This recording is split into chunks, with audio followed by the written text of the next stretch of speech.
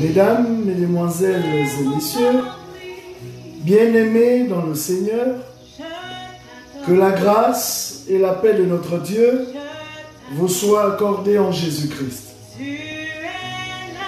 Bienvenue au plateau du ministère Vie, Miracle et Abondante dans le cadre de l'enseignement sur le thème « La gestion des crises dans la Bible ». Nous continuons notre enseignement avec la série de définitions de la notion de gestion sur le plan scientifique et sur le plan biblique. Mais avant, permettez-moi de faire la lecture du texte de base. Je suis dans Genèse, chapitre 41, versets 33 à 36. Maintenant que Pharaon choisisse un homme intelligent et sage, qu'il le mette à la tête du pays d'Égypte. Que Pharaon établisse des commissaires sur le pays pour lever un cinquième de récolte de l'Égypte pendant les 7 années d'abondance. Qu'il rassemble tous les produits de ces bonnes années qui vont venir. Qu'il fasse, sous l'autorité de Pharaon, des amas de blé, des approvisionnements dans les villes et qu'il en ait la garde. Ces provisions seront en réserve pour le pays, pour les 7 années de famine qui arriveront dans le pays d'Égypte, afin que le pays ne soit pas consumé par la famine. Bien-aimés, nous disions que le verbe gérer selon Henri Fayol nous permettait de comprendre que nous ne pouvons pas parler de gestion sans faire allusion à la combinaison de 5 verbes. Organiser, planifier,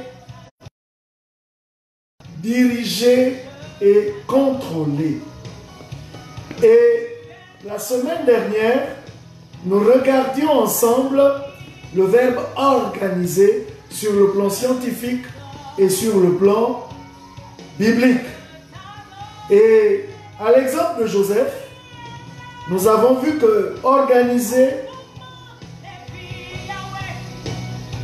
impliquait 3 choses sur le plan biblique, ou encore 3 verbes.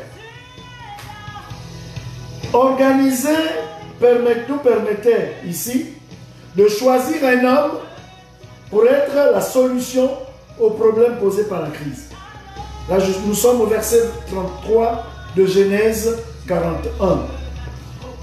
Deuxièmement, organiser également nous permettait d'établir des relais, des hommes qui soient comme des commissaires, qui soient comme des relais efficaces pour relayer l'action de celui qui a été établi principalement pour gérer comme leader. Enfin, nous disions qu'organiser également nous permettait d'intégrer dans sa définition le verbe envisager. Envisager une épargne des ressources présentes pour faire face à la crise. C'est ça, organiser. Dès lors que ces choses sont claires dans notre esprit, il n'y a pas de raison, selon le modèle Joseph, parce que Joseph fut inspiré par Dieu, et son université, c'était la prison. Et quand il a eu ce diplôme, qui ici impliquait la crainte de Dieu et imposait la sagesse de Dieu, Joseph a été un instrument puissant pour préparer l'Égypte à faire face à la crise qui devait sévir dans ce pays pendant 7 ans. Et nous continuons notre définition de la notion de gestion, qui effectivement implique 5 verbes, par le deuxième verbe. Nous avons dit la gestion impliquait la combinaison de 5 verbes. Le premier verbe, c'était organiser, et je crois que nous venons de conclure avec le verbe organiser, qui nous a permis de comprendre qu'il intégrait également 3 autres verbes pour mieux comprendre la notion du verbe organiser. Et nous enchaînons avec le verbe planifier. Effectivement, on ne peut pas parler de gestion. On ne peut pas parler du verbe gérer si on ne fait pas allusion au verbe planifier. On ne fait pas allusion au mot planification. En tout temps, les hommes pensent que la planification vient de la science moderne. Non, la planification trouve ses sources dans la Bible. Revenons à la définition scientifique de la planification.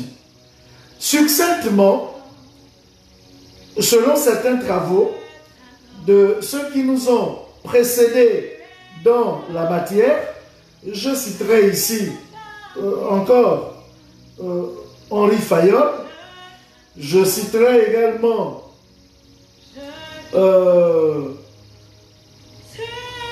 d'autres auteurs comme Taylor, qui ont effectué des travaux dans le cadre du management. Planifier, c'est se projeter vers l'avenir.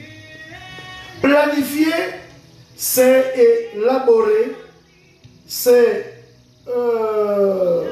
faire des plans pour préparer l'avenir. Exemple. Prenons le cas de quelqu'un qui veut se marier. Il va dire, je vais planifier mon mariage. Est-ce qu'il se marie maintenant? Non. Il fait la projection de son mariage. Donc, il prend certaines dispositions pour que ce mariage réussisse. Parce que ce mariage ne peut pas réussir si effectivement il n'a pas fait des calculs et il n'a pas élaboré un plan pour assurer la réussite de cet événement, donc de ce projet. C'est pourquoi les gestionnaires ont intégré le verbe planifier dans la notion de gestion.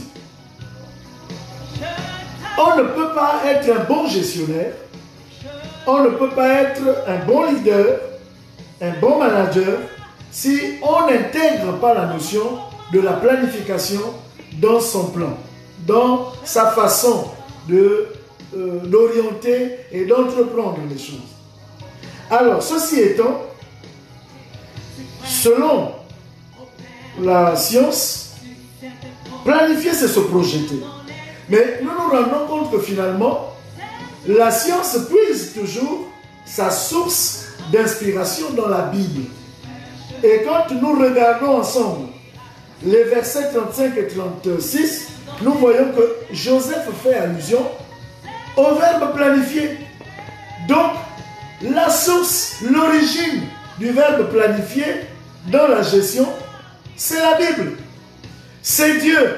Parce que c'est Dieu qui communique cela à Joseph pour instruire Pharaon.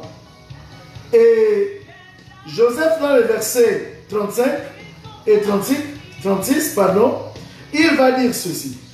Il dit à Pharaon que tes hommes, les hommes que tu mettras en place, qu'ils rassemblent tous les produits de ces bonnes années. Qu'ils rassemblent tous les produits de ces bonnes années qui vont venir, qu'il fasse sous l'autorité de Pharaon des amas de blé. Vous voyez la notion d'épargne. Des approvisionnements dans les villes et qu'ils aient la garde. C'est un plan qui est ici proposé à Pharaon, un plan d'épargne pour faire en sorte que l'Égypte soit préparée à faire face à la crise qui devait sévir pendant 7 ans. Bien-aimés dans le Seigneur, quand nous poursuivons au verset 36, ces provisions seront en réserve. Donc, planifier, c'est aussi réserver. Seront en réserve pour le pays, pour les 7 années de famine qui arriveront dans le pays. Planifier, c'est prévenir. Planifier, c'est anticiper dans le temps. Et cela nous vient de Dieu. Parce que Joseph va dire à Pharaon, afin que le pays ne soit pas consumé par la famine. Bien aimé, si les pays du Sud avaient respecté la parole de Dieu, avaient mis en place, avaient établi des hommes et des femmes qui craignent Dieu, nous aurons mieux géré la crise de la Covid-19. Nous ne parlerons pas ici de l'augmentation du chômage. Nous ne parlerons pas ici de tous les échecs, tous les déboires que nous enregistrons en ce moment. Simplement sur le plan social, économique, financier, spirituel, parce que, à plus d'un titre, dans toutes les nations, nous nous rendons compte que nos gouvernants n'étaient pas préparés à cette crise. Or, nous qui sommes enfants de Dieu, nous devons être dans le secret du Saint-Esprit.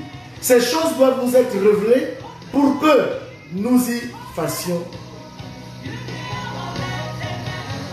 Nous y préparions de telle sorte que nous soyons les hommes et les femmes de la situation.